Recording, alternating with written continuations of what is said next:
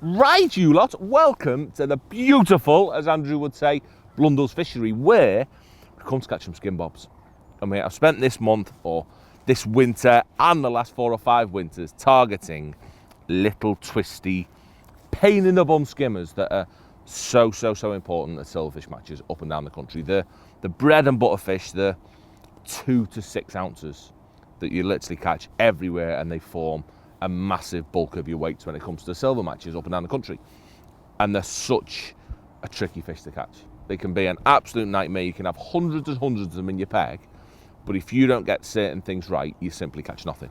Or you don't catch fast, which you obviously need to do because they're only a relatively small fish. And going back in the day, my answer would have always been for them, tap pelleting. I mean, I still am adamant that in the right situations, tapping micros in with a bit of crush with a 2mm expander pellet on is 1,000,000% the best way of catching them.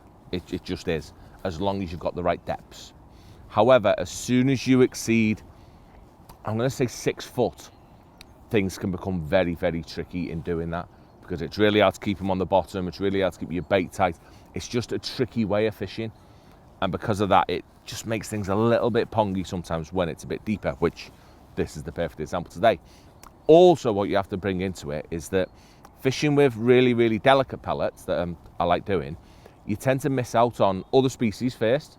You don't catch any perch or roach on it. That can be great. You also don't seem to catch too many bonus ones.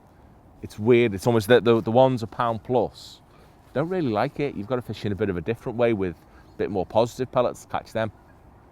So it had its limitations. It needed fixing. And the venues that I've been going to very much dictated that. I spent a lot of time at Chester Lakes, and I've been coming here a little bit, which are relatively deep venues, very much in Chester Lakes' case, but this one, we've got fishing in about 8, 9, 10 foot, depending where you are. The tricky to keep them skimmers coming on pellets, it was just a messy way of fishing, so I needed to incorporate different ways of feeding. I mean, feeding in different ways with groundbait, with different baits that both, as I said, made these skimmers easy and quick to catch, but also didn't stop me from catching some bonus perch, lots of little roach that needed to be caught, and an odd bigger one as well, particularly on some of the other lakes on this complex, and particularly at Chester Lakes. You've got to catch these great big ones, these 2 to 3 pounders that regularly rock up that fishing pellets I was missing out of. So that is what today's all about. My new thinking, the evolvement in the way I think about catching these skimmers, because without doubt, as I said, the hardest fish to catch. And if you get it wrong, there's loads in your peg, you don't see the bites, you just don't catch fish. So I'm going to get straight into it. And what I'm going to do today, I'm going to show 2 different ways of feeding my ground bait. Yeah, I've got 2 completely different mixes, and my baits all going to be about natural baits pretty much. I've got a few pellets to feed, but only as an odd loose particle in my ground bait. I'm going to feed in 2 different ways that will respond to what's happening on the day. Every day can be a bit different, particularly in the winter when it's relatively rock bottom. And if the fish are feeding, I'll have a lovely cloudy mix that attracts loads of fish into my bag that I catch fish on brilliant, that I'll talk about. But I'll also often start my match on what I'd call my negative mix. And that is a really stodgy, sticky mix. Not very fish mealy, not much food in it, but it's a very attractive ball on the bottom that I might put a little ball in the bottom that necessarily doesn't break down. It stays as a nice little lump, a few morsels crawling about around it, but it makes the fish, it drags the fish in with the attraction, but there's not bait all over the place. So I can pick them off and they're not actually getting much bait, and it can be a lovely way of feeding if you've not got many fish feeding and you've got to feed just once and make it last a long time. So the last thing I want to do is introduce a load of bait. So this one little nugget is the way of doing things. So I'm going to get sorted straight into it, and I'm going to actually feed me bait now, as long as that helicopter isn't too noisy. And what I'm doing today, I've got 2 lines at 11 metres. Yeah, slightly different depths. That one's probably about 6 inches shallower than my left-hand one. And I'm going to feed the lines. How am I going to do it? In fact, I'm going to feed 1 line to start, and then I'm going to bring the other line into it later on and see what goes on. So this sticky mix that I'm on about, this is going to be my initial feel me way in mix. Yeah, I'm not putting cloud in the water. I'm not putting particles and bits all over the place. I've just got one little tiny area. It's the closest I can get to feeding micro pellets without doing it because of the depth. I mean, I can't get micro pellets and crush pellet to get to the bottom in 8 foot in that. It simply isn't possible. I want a ground bait to do that instead. So what we've got, I've got my mix all good to go. Yeah, I've mixed this morning. It is Sweet Skimmer and Thatcher's Original. Sometimes I use Thatcher's Dark, but most of the time Thatcher's Original, because I actually like quite a brownie mix. I don't think it bothers them. I'm not one of these that wants a dark mix. I don't mind fish seeing my ground bait. I think they want to eat it anyway. So with that one, as I say, Sweet Skimmer, probably 70% and 30% Thatcher's Original. And what I do is I sieve it. I'm going to go through all this in a minute and show you exactly. Once I've fed my ball, I'm going to go through and show you how I prep this exactly. But I've sieved it to get all the big bits out, which are obviously the food, but also it makes it a more, say, a stickier, tackier mix that I can make. And what I do with that is mix it relatively wet, so it's pretty much like wet sand, and I can actually make a ball of it, and with a simple squeeze, it's like flipping paste. Yeah, really, really pasty, tight mix that I know when I put it in, it's going to get to the bottom, no cloud whatsoever, get to the bottom with my odd little pinky, odd little bit of worm, odd pellet in it, whatever, and keep the fish happy, but not feed them. It's just going to give them a lump of attraction on the bottom that I can fish around and I can pick fish off. So brilliant, brilliant way of fishing when you don't want much bait in your peg, when it is really, really tricky, or also great when they don't want bait over the top of them. These little skimmers can be a pain in the bottom for that. If you feed regularly over the top of them, it just makes them go a bit on edge and they don't settle. They want to graze these fish. They don't want to have new bait coming in all the time, particularly in the winter. So I'm going to go straight in with that. I'm going to put my bait in, and what I'm going to do, this is just going to be pinkies and pellets. So I'm just going to put a pinch of pellets in my tub, and I'm also going to put a pinch of pinkies in my tub as well. So hardly anything. There's 20 pinkies in there, 20 pellets, and I'm just going to get them within the ball that I'm making, pretty much. There's an odd straggler that I'll lose, but I'm going to get one little ball, a few more pinkies in that, and I'm just going to put him, give him a decent squeeze on him nice and round so he doesn't veer off. Yeah, you can see there's hardly anything in that, absolutely hardly anything. An odd pinky, but it's so tight, it's like paste. Yeah, it's going to get straight to the bottom and it's going to stay there pretty much with very, very minimal feed for the fish. So he's going to go in. I'm going to put a couple of loose pinkies on top of it because I want an odd little straggler around for them to find. That's what my bait's going to be. And I'm just going to, on the old batters number 4 section, I'm going to cup him in. And we're just going to have one line to start with because I'm going to do this line, fish it, show you what mood it's in, hopefully catch a couple, and then I'm going to do the complete opposite to what I'm going to do on my other line. So I'm going to whiz him in nicely on my join. I want to fish right over this. It's not like where you're putting a volume of bait and you want to fish past it. So I'm going to put it hopefully right where I'm going to fish. So he's just going to go in right on my join, lovely.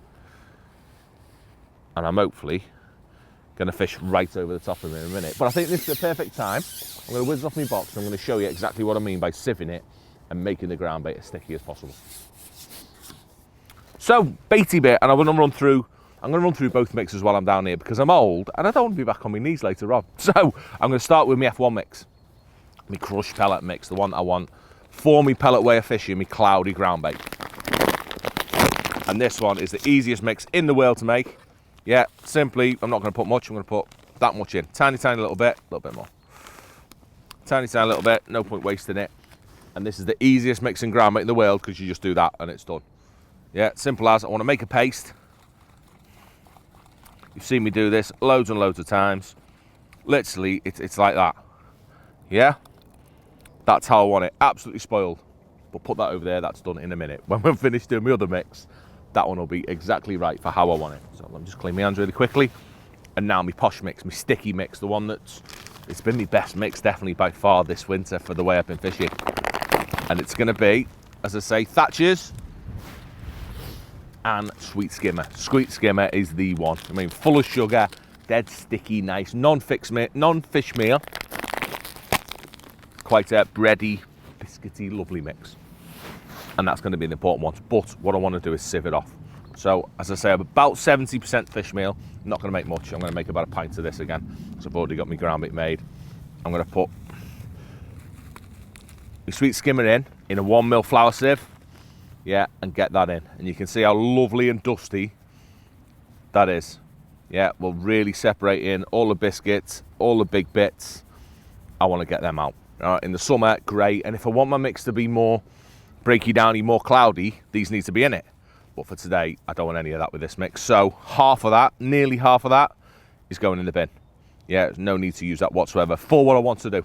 So we get rid of that, and then because I want a little bit of fish meal, I'm going to put half as much, or that much, of the thatches. Yeah, that just brings it the fishy, pellety element that I think is so important. You can see a lot more of that actually goes through the sieve, and that's pretty much just crushed pellets what you're left with.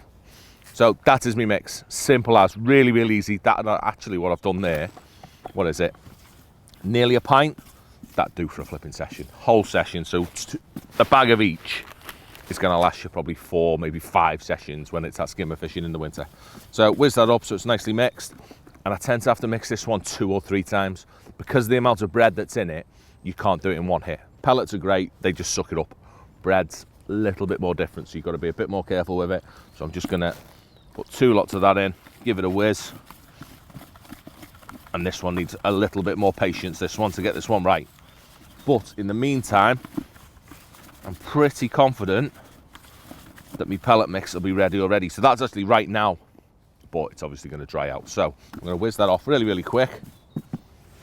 Get that over there because I'm going to mix that again in a minute. Put that in tub.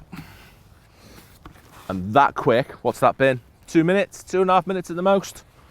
My pellet won't be far off, or my crushed pellet, my F1 original, won't be a mile off. So I can literally get that now, break the seam, break the edges of it, whack that out. Yeah, and you can see it comes out in great big, lovely pancake sized lumps. Let me get him out. If it was a bit more, it'd come out a bit easier.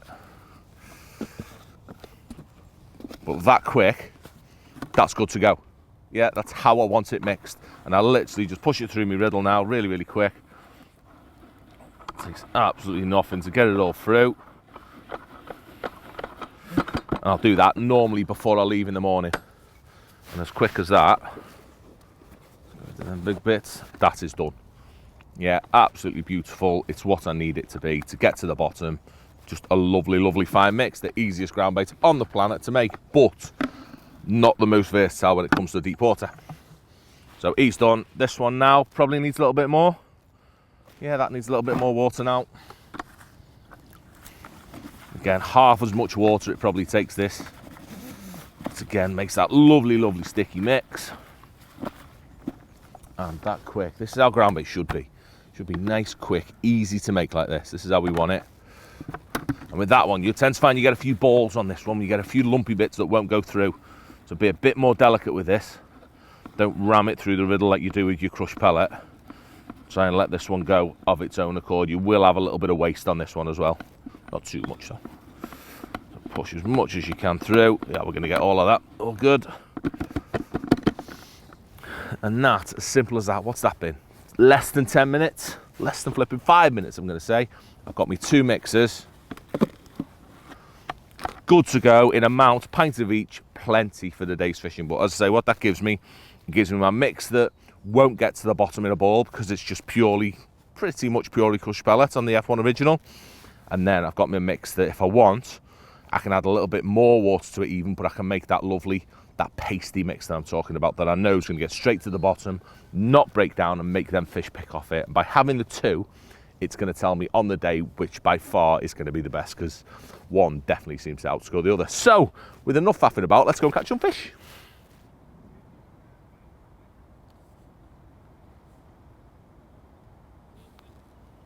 Right, so straight into the fishing. It's actually my second cast. I caught one on my first cast as well. And they're immediately on my bait, which I'm liking. It's been 10 minutes since I put that bait in. What's this one? Little twisty skimmer. These are the bad boys. These are what we're after.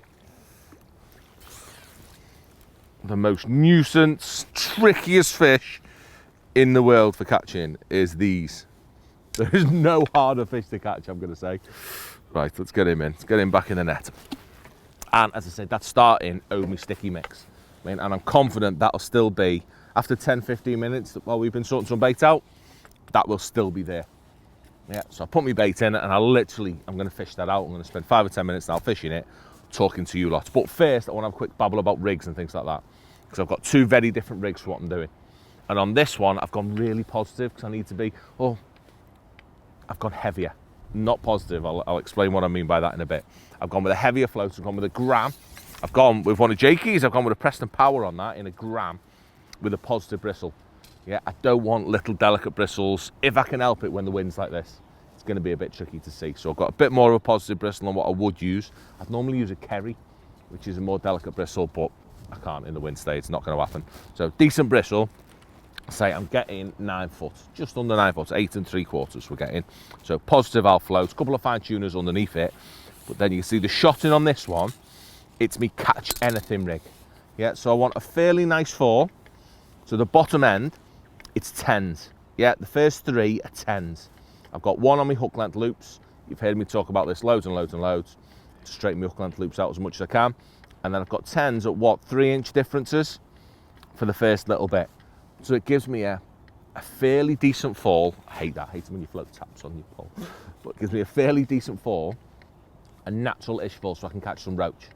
What it doesn't do is show my bite up as quick as I want it to, but there's a reason for that, because I want that nice little slow fall, and I want to catch different fish. I want to catch some skimmers, I want to catch some roach, whatever. That gives me those number 10s in the bottom. What are we going to say? 4, 8, 11, 13 inches. I've got sort of 4 shot. So below my first number 9, but then above those 10s, I've just got a taper. Yeah, so it's a gram, no Olivet on, no bulk. I've just got a taper, and it swaps the number 8 at this point. I have 2 number 9s, then it swaps the number 8, and I have big old number 8s getting closer and closer and closer, up until what, 2 foot from my hook. So it's getting down there quick, but the bottom end's still coming in nice. This is what I call me middle rig, me nice rig for catching a bit of everything, but it's not necessarily the go fast rig. It's not the speedy rig. So I'm going to whiz out there. Bait, single pinky's the one. Yeah, for going fast, for these little skimmers, the 2 best baits are either a 2mm expander or a single pinky. Sometimes a little tiny piece of worm, but never a full big maggot. You want little delicate baits. There's such little delicate fish, aren't they? So you want baits that they can get in really quick, nail them, and they're straight down. So that one, chucking it in, put my rig on top of where I put my bait. Let the rig sort itself out. Yeah, I'm not dictating to my rig, I'm not dropping it in. I just swing my rig in, hold my float in place, and let it sort itself out, because I want that fall to happen of its own accord. And it's great on days like this when you've got a bit of wind, your rig sort of sorts itself out, because my float's trying to blow to the left, my bait's trying to go to the right, or my rig's trying to go to the right at the bottom end, and in turn it tightens my rig up a little bit, so I'm nearly always in contact with my bait. Not as much as I want to be, but I need, because I want that nice little slow fall down the bottom end, I can't have the best of both. So I'll explain this a bit more when you see me next rig for fishing over my other line. And as I say, I put that bait in, I've got that one little blob of bait in that I know's down there, that one little half a golf ball, and I'm literally just going to pick fish off it. I mean, normally I'd put it in and I'd go straight over it. So today there's that little window where I've lost track of whether it's all been eaten or not, but I've still gone in and caught a couple of fish. So I'm quite confident that they've not jumped on it straight away. They're just coming in and picking an odd bait off now.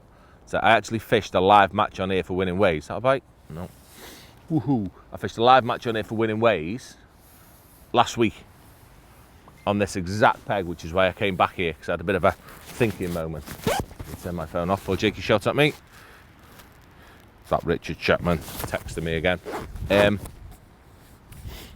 it was exactly the same. It was a slow start, which meant this is the utter perfect way of beginning things. And I'm not upsetting the fish. I've not got new bait going through the water. It was just nice.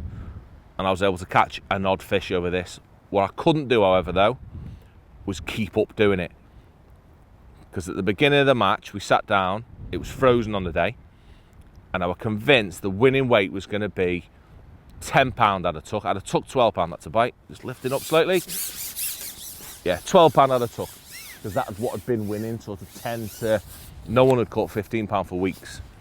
So much lower weights. There's them little lovely ones, they're the ones. You see how delicate they are. And you're never going to want a great big old bait.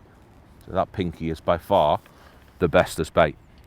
But yeah, I thought it was going to be a much lower weight.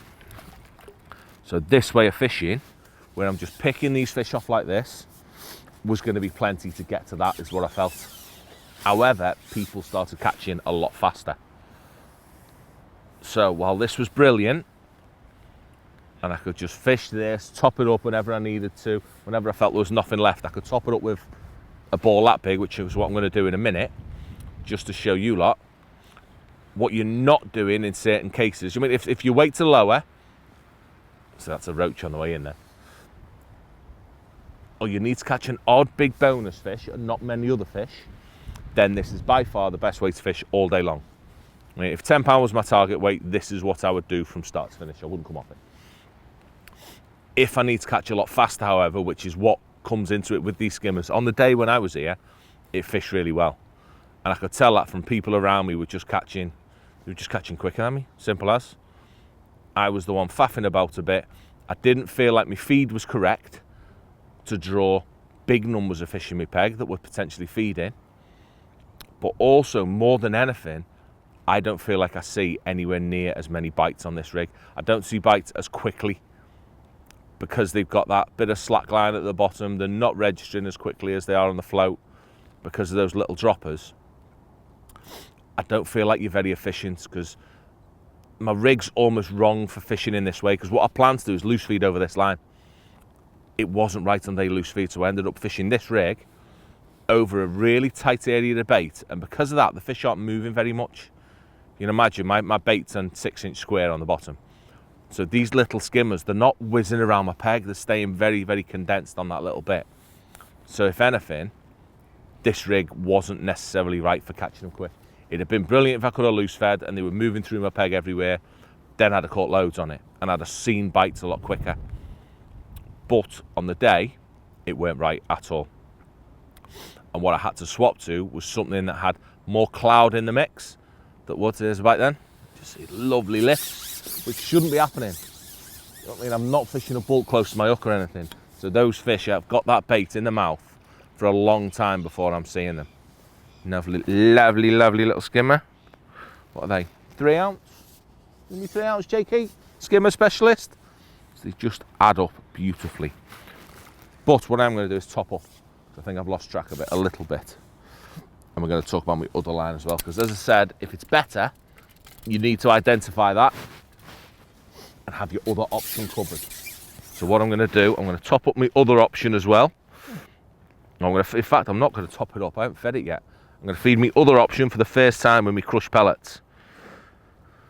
And it's going to be exactly the same. Just a ball, nicely squozen with a few pinkies in. Yeah, but that ball doesn't get to the bottom. Yeah, crushed pellet explodes on the way down. So it's going to put a few pinkies in my peg. And the vast majority of that ball is going to break up on the way in. And we're going to drop on this line in a couple of minutes when I've fed my other line. But I want to talk about the rig for this line as well, that's important. So, plop him in there. It's the first time we fed it. On this one. And he was just on that, oh, the wind, just on that tree. Same again, I want to fish right over it. I'm going to top up my other one. With, again, sticky mix. Because I don't want it to disappear quickly. So I've got my 20 pinkies in there, in my paste. He's good to go in him.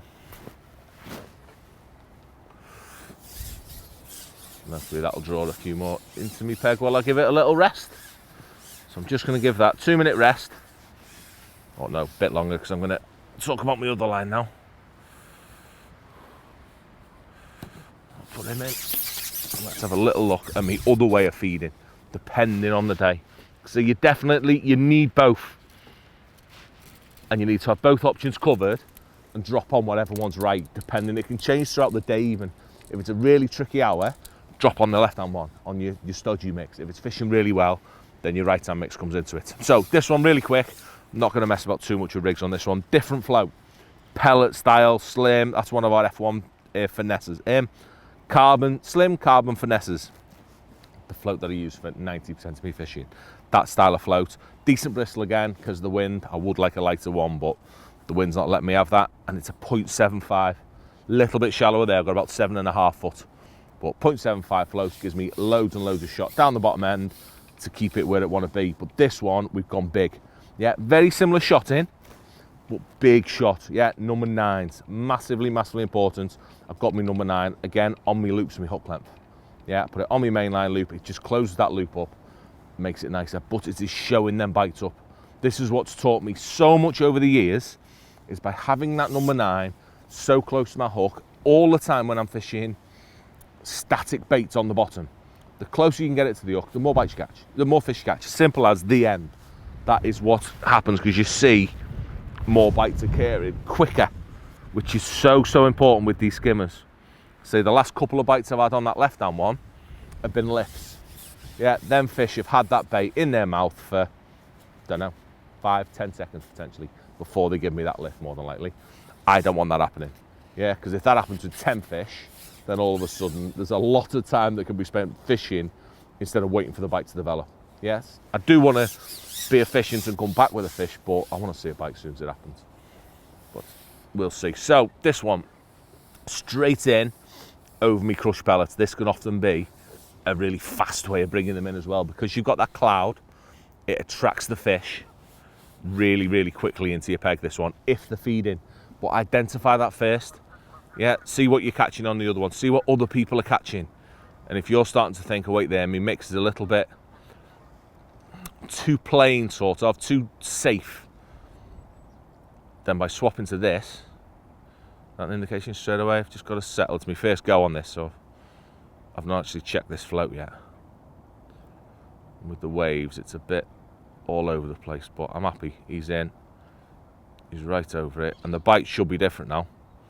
I'll be annoyed if I get any lifts on this. It should be a proper bite, because I should be seeing the indication as soon as it happens, rather than waiting that. See, I knew it'd be a flipping lift as soon as I said that. But it's quicker. Yeah, we're catching far quicker on that, potentially, than we are on the other one. So same fish. Another lovely little 3-ouncer. Oh, he's got a manky gill on him. Oh. Still going in the net. And again, on single pinky. So I've got a 20s hook on 010. And my elastic on both of them. It should be single 5s on both of them. But I can only find one. So we've got a 6 on this one. We've got a 6. But I'd use single 5s. It was something Lee Kerry told me. It made me think more about my elastic for skimmers last year, or a couple of years ago. In that you don't want to faffing about, and you want loads of elastic, and yeah, the lighter you can go within reason. I'm not a fan of going any lighter than a 5, but yeah, really light elastics just make a massive difference, as long as you're not prone to hooking too many bonus fish or too many carp, because then it can be a bit slow. So this one should work now. Now the fish are in. So quickly that's come over me bait then. That were fed, drop in, 2 minutes later I'm catching a fish. So you can see how quickly they're homing in on that cloud. And because of that, because of the way the bait behaves when you put it into your peg, you have to top up a lot more. Like the other one, as I say, stays in place. The Thatchers and Sweet Skimmer stays in place for 5, 10, 15, 20 minutes, all depending whether it's getting pecked at, attacked, whatever else. Whereas this, it doesn't even get to the bottom. It just creates, or not in a lump anyway. So it just gets down in a lovely cloud and hopefully draws any fish that are sitting off the bottom down with it really quickly. But what you might have to do is top up every 4 or 5 fish maybe, which slows you down a fraction, but you make up for that with the rig. Because you've got your positive rig on with big droppers, you're seeing the bites quickly, as long as the wind isn't making it too hard to do so. And it just makes you, what am I going to say, 20% faster. And then ultimately, once we can find out what's right, we's away. I just want to catch it. Yeah, beautiful. That's how we want it. Straight in. Just quicker and more positive, innit? Oh, I'm not even going to say it. Not even going to say it. It fell off. It just fell off. But see how quick it's happening. Much quicker than the other one, where I'm having to sit there, battle against it, wait for bites to develop. With a better rig and a more attractive bait for the time. I mean, for what you're trying to achieve, for how many fish you're feeding, it just makes you that little bit quicker, as I said. And if you can catch 10 more than anyone else, there's 30 more ounces. That's £2, isn't it? Best part of £2. But when you're only fishing for £20, it is absolutely massive. And then all we have to do now, so everything's in place. I've got me lightly fed this one in place and me stodgy one in place as well. All I have to do now is work out which rig is best over each one depending on what's feeding. Yeah, because I've used these two rigs because they're the best in these situations. But there's no reason that this rig, the more positive rig, is often better over that one as well. So you have to have a dick about, see how the fish are feeding, identify whether they're really feeding freely or whether they're being moody, and then change your rigs to suit. So a minefield definitely, but if you can get it right on the day by incorporating the 4 little things that I'm talking about, it is by far going to make fishing for little skimmers a lot easier, as long as the wind doesn't rock up like it has today. Just going to flick that back in. We've still got to be over the bait. It's amazing. You'd think that that cloudy bait would move all over the place. It doesn't. It still stays in such a tight area. And if you're not on it, it ain't the one. Interestingly as well, these little skimmers, they don't seem to be as susceptible as larger ones as sitting on the back of your bait. They're much more inclined to be right on it very, very quickly, probably because they're little and hungry, aren't they? Bit more competition going on, they seem to move over it quicker. I never find by feeding small amounts like this that I catch better right over the back of it. I think this wind's stopping me from seeing bites as quickly as I should be. It was beautiful the other day, it was flat calm and you'd lay it in and get one straight away. It just makes that little bit of difference. But this one, come on, I'm going to nail one really quick now, right over my bait. Oh. Come on, beautiful brown one we want. Beautiful brown one. It'd be nice because they do the bonus fish just seem to, here we go, just seem to turn up within. I wasn't even scripted that was beautiful. As long as he stays on. Slightly bigger one by the looks. Whiz him in, break down on my top gate. I don't want a top 4 whizzing up in the air when I don't need to. If it's only 7 foot, always just a top gate's nice. This might be a roach, no it's not. He's an ounce big ace, 4 ounce that one. But I'm more than happy with him, and the perfect end, and tell you what else is worth just touching on, is where they're all hooked. Yeah, you can see with that, with the other rig, you'll get the odd one when you needed a scourger. With this rig, with that big number 9 right above it, every single one, he's 11 out of 10, that one. Yeah, it doesn't get any better. It means that you can swing the little ones, and it means that these bigger ones are far less likely to fall off. So, that is my thinking on beautiful skimmers. Hopefully, it helps you catch a few more of these crafty little devils.